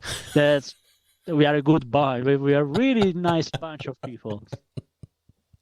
Let's tell some shit on Facebook to some strangers because I love this fish. Oh God. What an obsession we have chosen. It is. It's not healthy many of the times. A lot of times it's not healthy at all. Right. It tends to get toxic, especially these times. Like, how do you guys do ever to have put out content about fishing? Like, how many? Of course, you can say a lot of stuff. You can talk for hours about fishing, but having to come up with something new and interesting for people every time. Like, I don't know, sometimes I feel just to break the Instagram algorithm and put the work out there, I have to come up with crazy stuff. Like, I'm gonna make a video naked, I will take a pike and stick it in my ass just so you people don't scroll like, oh, look at this crazy guy. But yesterday I was making lures, now he's making anal pike. We live in weird times, man. We do. It's as weird as you make it, I would say. Yeah. I say bring it on. Let's do strange stuff. But dude, speaking of that, it feels like you have a lot of humor. You like to make fun of stuff, and I'm exactly the same. I think we found each other quite good here at the Bait Bash this weekend. How can you survive this crazy war without having a little bit of humor? Yeah, exactly. Like, that's why I love Bait Bash. Bait Bash, it's all about this incredible millennial humor. Nobody's taking themselves seriously. They're super serious in what they do, but there is not this toxic, aggressive fisherman thing, pike, like boys fish for bass, men fish for pike, all this kind of bullshit that was all the marketing until 10, 15 years ago. Everything had to be so aggressive. You would see people dressed like they were ready to go to war. What I love about that mentality there at the Bait Bash in Sweden is the guy Report Fisk that I think he made this sticker last year. I fell in love with. It was a give up and go home. It was incredibly funny because it's always like one more cast with this guy and the sunset, or never go home, never give up, go big or go home. And this guy made this sticker, give up and go home, which is actually our mantra. We eventually catch a fish because in the end we don't go home. And so how can you do this thing where you really get into debt to buy a boat to go to catch a fish that you're gonna put back in the water without a little bit of self-irony? You cannot take yourself too seriously. We are not saving lives. We are not doctors. We are not researchers. We are not looking for the cure for cancer. We are just going to fuck up poor fish. Yeah. And so I think it's normal to have, to a degree, a little bit of humor about what you're doing, because I'm glad I'm not the only one. You get that? Yeah. I love having a laugh about stuff, and also I like talking about sensitive stuff and having a laugh. And I've been quite, I would say, lucky during my years doing this, because I've gotten away with saying quite weird stuff without people, hating on me too much for it, because it feels like people understand that it's satire or that it's irony or that I'm just making fun of a serious opinion. And it feels like you have, provocative is a bit of, I would say that you have been a bit provocative in your appearance and how you address stuff in the years. Am I right? Yeah, I am. I hope a bit provocative, but I don't want to provoke for the sake of provoking. Sometimes you see things that are frankly laughable. People take it too serious, too many things that no way they are serious. They are serious for you. I've seen a lot of hate over fishing. I've seen hate over brands of reels, like things that really don't matter at all. Yeah. And I perceive, but maybe it's the distortion of the internet that's always present. People very often don't have fun when they go fish, but maybe, I don't know, it's just, again, a distortion. People hating each other. And look, I love hating. I'm okay. I'm not, oh, let's love each other. I don't give a shit. But sometimes for very basic stuff. And so, I don't know. I think we always have to keep things a little bit on the light side. But we tend to give a lot of importance to many things because we seem to think that they define us as person, as people, not just like anglers or builders in my case. But in the end, it's all bullshit, man. It's a pastime, really. We don't fish to sustain our families because we have to eat the fish. It's a game. It's a beautiful game. It's my favorite game, but it's fucking fishing, man. Freshwater fishing. We are using military technology to see fish underwater, catch them, take a picture, and release. And we put those pictures on Facebook, on Instagram, on TikTok, saying, pushing it in front and say, it was 1 meter 20, it was 1 meter 21. And people say, no, it was 1 meter 15. It's frankly quite reasonable. It looks like an episode of The Office. I don't know. These people that don't understand how ridiculous they are sometimes when they fight over these things. But yeah, but it's what you funny. gonna do? It's funny that you don't take it too seriously. That you can joke about it and like be. It's not the end of the world.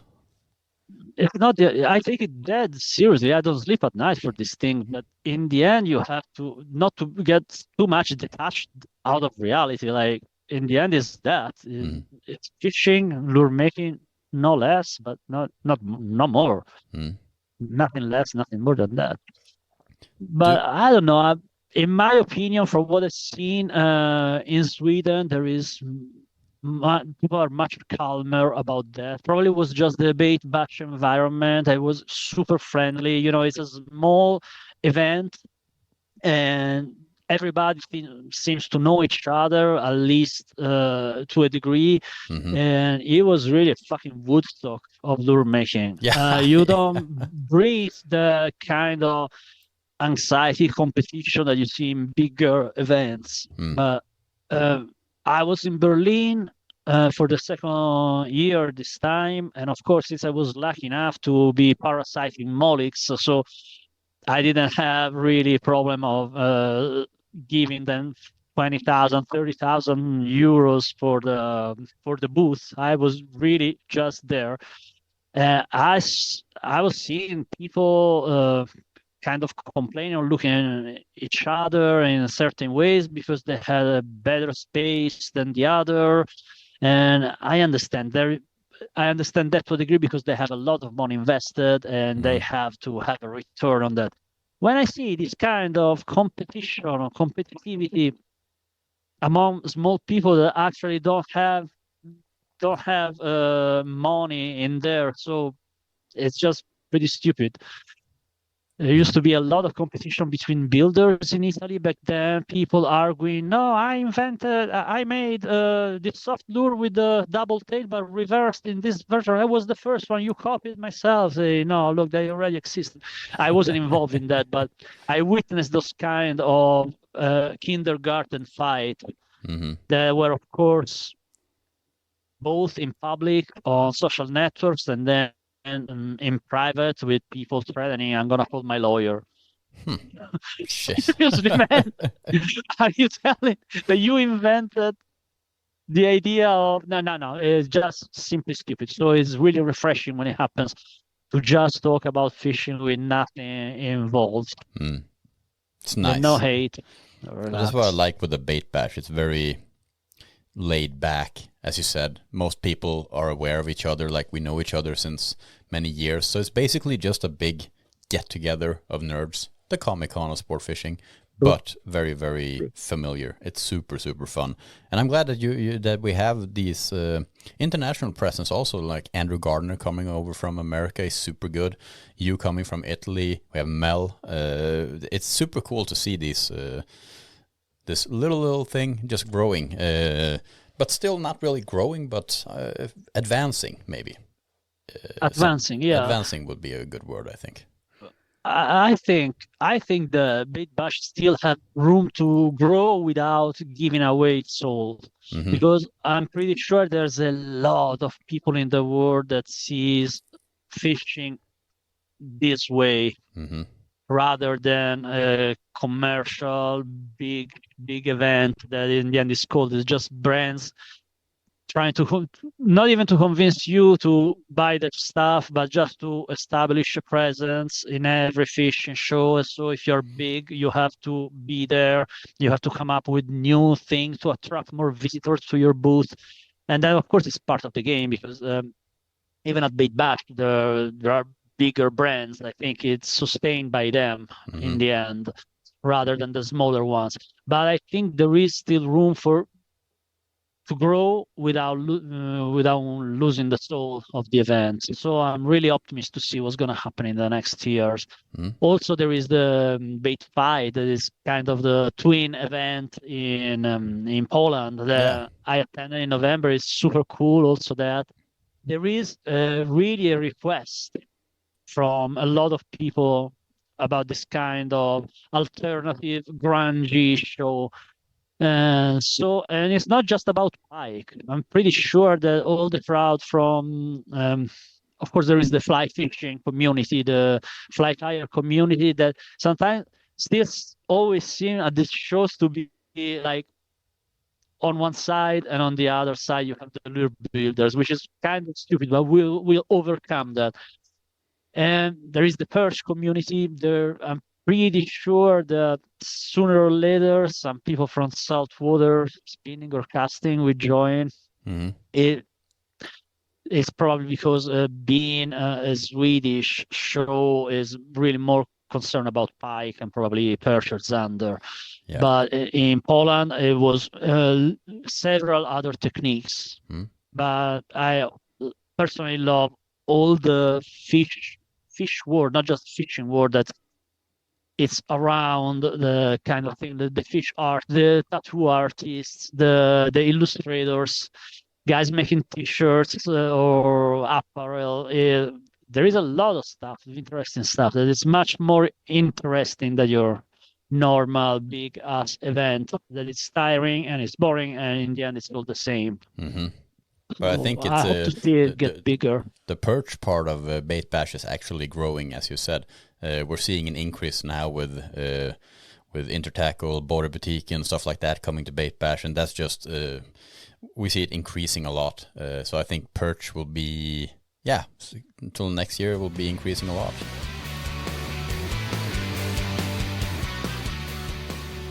So that was all for part 1 of the Baroni files. Tune in next week for part 2. Thank you so much for taking your time and listening to this episode. I really hope that you found it entertaining, and maybe, just maybe, you could also learn a thing or two. If you liked it, please share it to your friends and tag timeisfish_international on Instagram. That would help me a lot to get this show out to more people. If you have suggestions for topics or new guests, feel free to contact me via the Instagram account. Thank you so much for listening. Have a fantastic day or night, and I'll see you on the water.